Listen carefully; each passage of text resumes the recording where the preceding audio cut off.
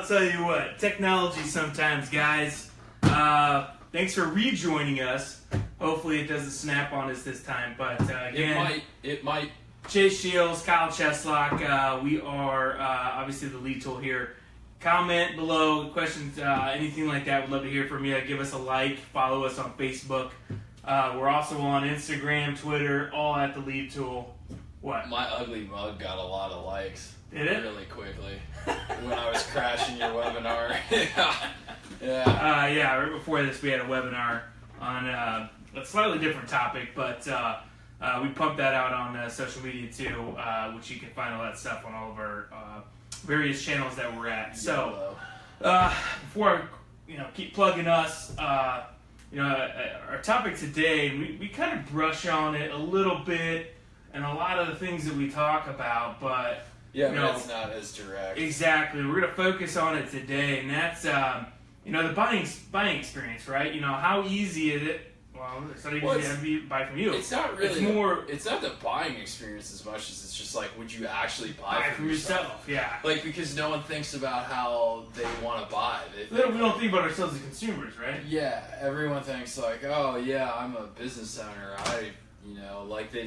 They never put themselves in their customer's shoes. Yeah. No matter, and it doesn't really matter what you're buying, right? Yeah, it's just like it's this disease in like particularly retail. I mean, retail, like if you haven't seen the infographic we put out, which great infographic. Yeah, holy crap. So shocking. Let's talk about a couple things real quick because everyone that's watching this buys stuff. Yeah. And on a pretty much daily basis. Yeah. So some mind-bending numbers, like e-commerce. Non-store e-commerce like Amazon, Wayfair, whoever, does something like 40.5 times the amount of online sales the traditional brick and mortar does. So in furniture and home furnishings. So like furniture and home furnishings is a standalone category, is like $109 or $106 billion a year. And e-commerce, like in brick and mortar, that's like total sales for brick and mortar. The online piece of that's 691 million, right? So not even like 1%. Fraction. Yeah. So what's crazy is 106 billion total as an entire brick and mortar industry. Pure play e-commerce is doing 28 billion. Woo! 26% of that's that. with a B, people. Billion. Yeah. So like they're doing it. I mean, it's just, and there's one, I'd have to pull up the stat, but there's one where like, it's 80 times more e-commerce. Like your online sales. It's like, so everyone wants to buy online. It's just brick and mortar is like, we're not going to do it. So they're basically like, fuck it, we're going to go out of business. Or at least they want to get, if they don't want to buy that day and they want to buy in store, they want the information. Dude, it's like I was just talking to Wes about this because one of our customers was asking about inventory and stuff, and they brought up this legacy, like a very vertical specific vendor. And I was like, he was like, well, what else, do you want me to tell him? Because I recommended this cloud vendor. Yeah. Which has got 1 million integrations, and they're on the cloud. It's modern. It's not Windows XP. And I told Wes, I said, how about this?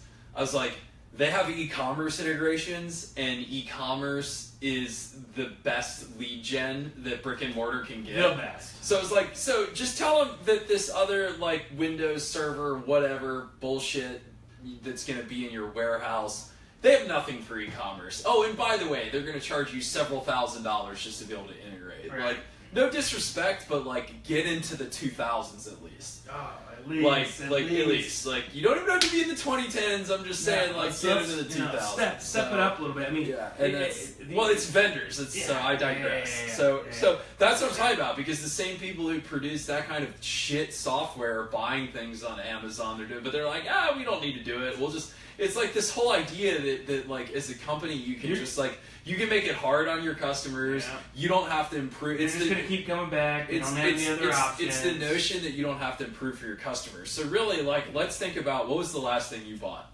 The last thing I bought. And let's even talk like in terms of like what was the last thing that you bought that was like a couple $100 or more? I just shoot, I just upgraded that cell phone. Okay. That's a $900 cell phone. Right. So, did you buy it in? And this could make it a really bad example. Did you buy it online or did you buy it at the Apple Store? So I didn't go to the Apple Store. I actually went to Verizon, and Okay. it was a phenomenal experience. Yeah. So you're like the outlier, but I don't care about Verizon. So anyway, the last thing I bought that was like several hundred or $1,000 was online. It actually was my iPhone. Yeah. And I think the last number of things, like when I bought all of our computers, when we bought some of the furniture here, all online. Like we would go online and pick up in the store. Yeah. So, okay, so I am selling hard goods. I have brick and mortar. I buy stuff online. Can my customers buy online? So think about the last thing you bought, and think about the last thing you bought online, and then think to yourself, can my customers buy anything from me online? And if the answer to that is no, my question is, why not? Right? Like, why can't your customers buy online? Yeah. That's really what kind of this is about. So Well, I'm going to stop you on the Verizon thing because I know, I agree with you on the Apple thing, but see, I would Verizon, never. I even went to the website Verizon. I could get it shipped to my house, which is what I did for my Okay, dad. so you did go online. I went online. I had Okay. two scenarios. Yeah, so here. clarify that because I don't go set foot in a store without going Yeah. online. Okay. So there's the whole experience here, and it'll make sense here. So I control my family's, plan essentially. I upgraded my dad. He's getting up there. He's awesome, but he's just, I took it over from him. So upgraded his phone, got him a new iPhone. He lives in a different city as me, so I actually went on to Verizon, had it shipped to him. He is, your classic, 65-year-old guy.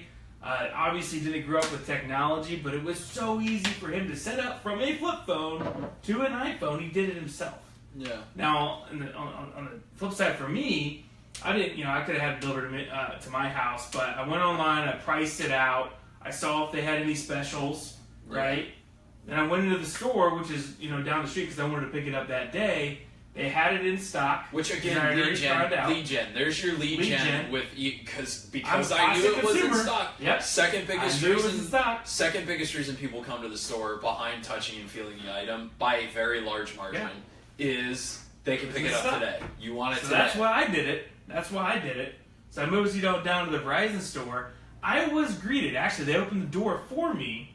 As I walked in, I had a guy standing there with an iPad and asked me my name, asked me what brought me in today. Great, let me take your name. There's a few people ahead of you. Here's the line. Boom. Another guy in a couple minutes walked up. Boom, are you Kyle? Yes, absolutely. What can I help you with today?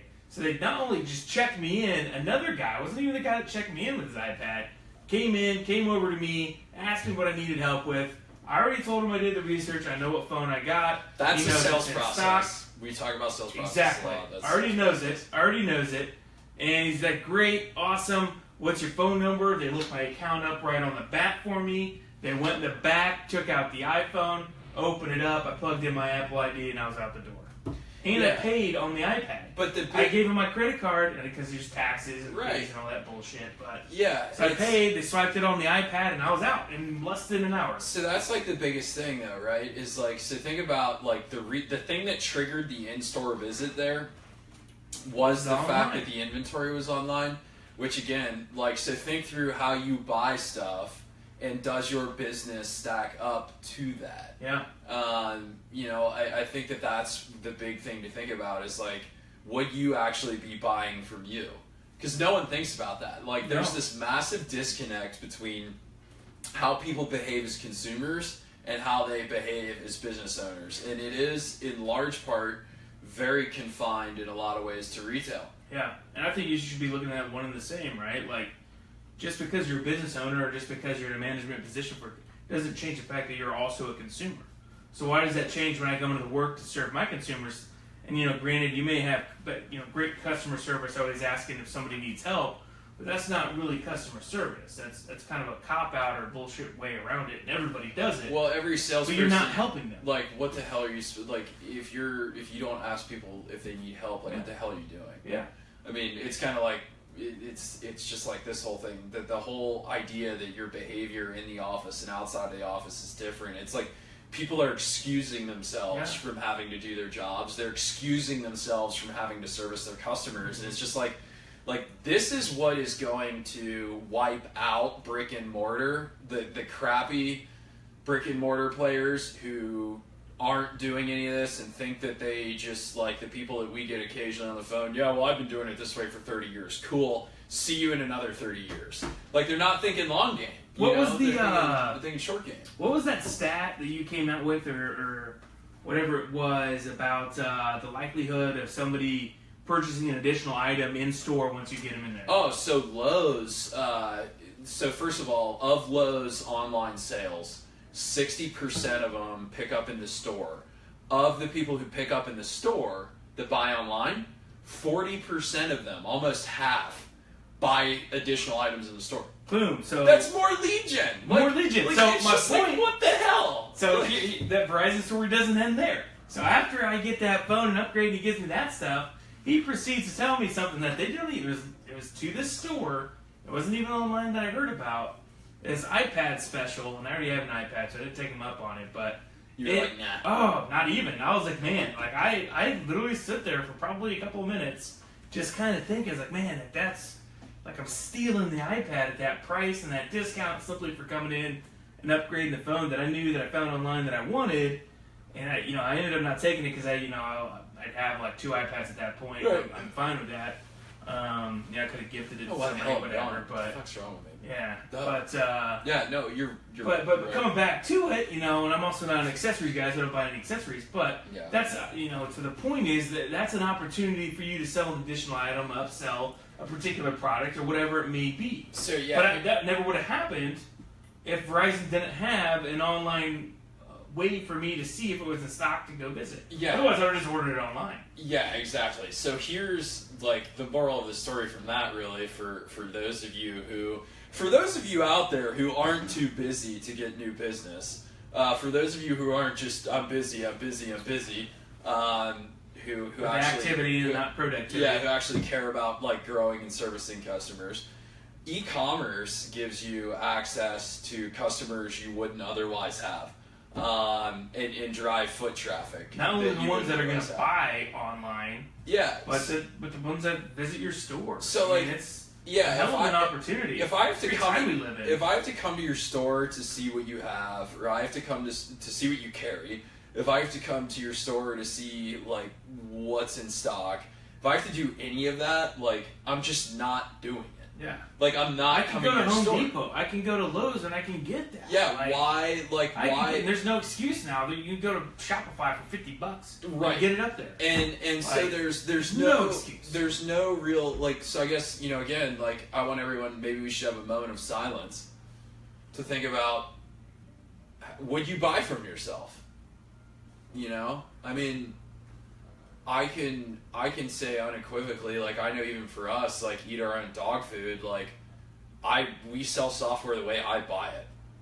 Like I want to frickin' talk to somebody who knows what they're doing. Like yeah, like everyone like they jack off to free trials. Let me tell you something. When I'm evaluating a piece of software that I'm not familiar with, so like basically it could be damn near anything. Whether it's some sort of HR tool or anything, like Whatever. I don't like I'm gonna get into a free trial. I'm not gonna know what the hell's going on. I'm not gonna know where the value is. Like even with the best like automated onboarding, I want to talk to someone. We just did that we were evaluating 3 different screen share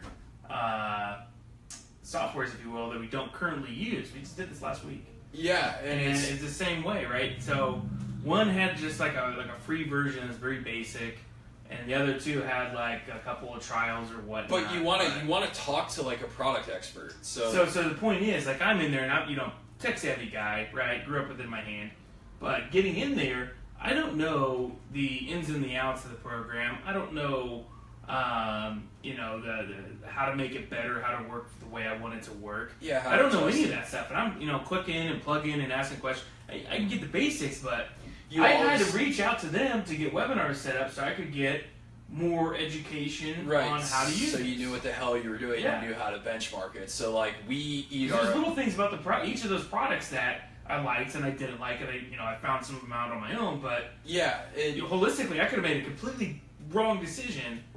If you know, you did, yeah, and the that kind of help. The overarching point there is that like we eat our own dog food on that. Yeah. So like we don't just sit here and preach. And it's important that like everyone else does too, right? So like think like, would you actually buy from yourself? Like no one thinks about that, and then think about like the differences between how you buy things and how like I love Amazon as a benchmark because they're great. Contrary to like the world needs more Amazons. The world needs more like customer first, kind of like innovative, not afraid to do something different. Well, and here's a great question, simple question, and here's what is running through my mind, and just putting myself in a lot of our viewers' shoes. You may be operating a lumberyard for 30 years. You may have ran your kitchen and bath store for 15 years. Whatever it may be, and there's you're thinking to yourself, well, I've been doing it for so long, or well, that's not like my industry. We just don't do things that way. Why not? Why can't you be better? Why can't you be different? Why can't you go the way consumers are literally trained in everything they do today in terms of a buying experience? That's the other thing. Is it's much more serious than like being like, why can't I do this just because everyone else isn't? The reality is what are you doing to fend off the competitors who are coming for you and going to eat your lunch who are doing that? Because it's getting bigger. E-commerce in furniture and home furnishings, $350 million in '99, $28 billion in 2014 Wayfair's or 2015. Scraping the surface. Yeah, like and Wayfair is not even so of that 28 billion, Wayfair is like $1 billion or so of that. The 6 is their market cap. Yeah, I don't think I don't know that it's their revenue. But yeah, so it's like not even about this ideal of I'm an innovator. It's like, what the hell are you doing to stay in business? What is it that you're doing? Are you even thinking about the fact that there are people who are coming for you that are trying to eat your lunch, that there are businesses out there who like are making it easier for customers to buy? So when you think about like how you buy, that's what I would implement in the number one in the sales process, number two in the overall digital strategy, and the overall marketing strategy of the business. Okay, so here's just I was looking up the Wayfair thing. Revenues at $3.38 billion last year. First quarter. So they're 10% of that revenue. Probably. Yeah, 10%. First quarter, year over year, they're already seeing net revenue growth of 33%. Okay, and so we can assume probably by now that furniture and home furnishings is like a 35 to 40 billion. When I say furniture and home furnishings, I mean basically everything but lumber. So I mean flooring, I mean office furniture, home furniture. Take a look around your office. Window treatments, everything, like couches, everything that's in your house, including flooring. So anyone who is in the flooring industry that's watching this understand that flooring is a subset of the same NAICS code that furniture and home furnishings is. That's the parent industry to flooring. So you're not immune. Like, sorry, flooring industry a lot of times thinks that they're different than everybody else, and they're not. Like that's why they've had the steepest decline in the number of firms, because they are not keeping up with over 2001 to 14, 40%, close to 40% decline in the number of businesses. 40% decline in employment in flooring. And we're not trying to be a couple of assholes here. No, this is just this is the reality. This is what we live in. That's why it's not about this. Like, I would love it to be this ideal thing where everyone's like happy and we're asking why not and all that. But really, like at this point, this is about survival, guys. Yeah. Like this is about how you're going to get through the next 24 months, the next 5 years, 10 years, 20 years.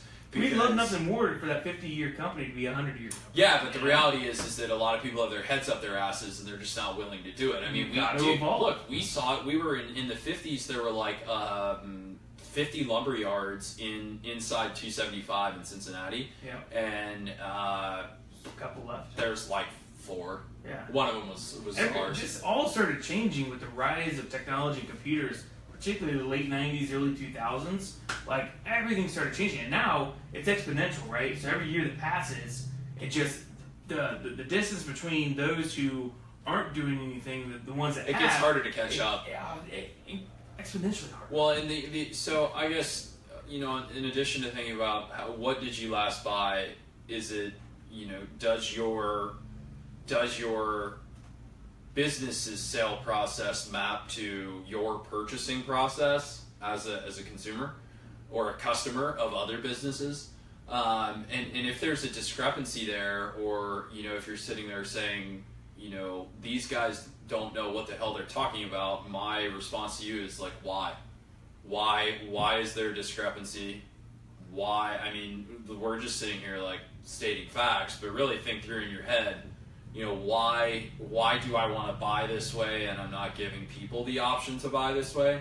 I think that's really powerful when you kind of put yourself in your customer's shoes. Because I know for me at 31, if I were buying probably, anything, cabinets, I know like cabinet doors, flooring, stuff like that, I'm going somewhere where it's online. I'm on Facebook right now watching this, and a friend of mine, he just bought flooring for his house, and he's asking who's got a flooring guy to come install it. Bought it online. Yeah, so it's like, I'm going to go online, figure out who has it in stock, and I'm going wherever it's in stock. I don't give a damn if it's Lowe's or if it's Floor & Decor or if it's a local retailer. All I want is for it to be easy for me to get access to what I'm trying to spend thousands of dollars on. So that's the big thing that people don't think about, is don't make it hard for me to spend money with you as a consumer. Mm-hmm. Like, don't make that hard. If it's challenging, like anything that makes it harder to spend money. And again, go back to your own experiences. Think about your last purchases. It doesn't really matter. It could be your $10 McDonald's lunch or your $1,000 phone upgrade. I bought my truck online. Just, again, think about those purchases. Who made it really easy for you to pay them? And who didn't? And if you need a good benchmark, look at Amazon. There's a reason that they're crushing it. A reason why their revenues are. They have a wonderful e-commerce experience. I think more people start out there finding products, and really, I think like the big thing where there's like, all the massive traction to be gained by brick and mortar retailers is e-commerce stores. Strong e-commerce experience.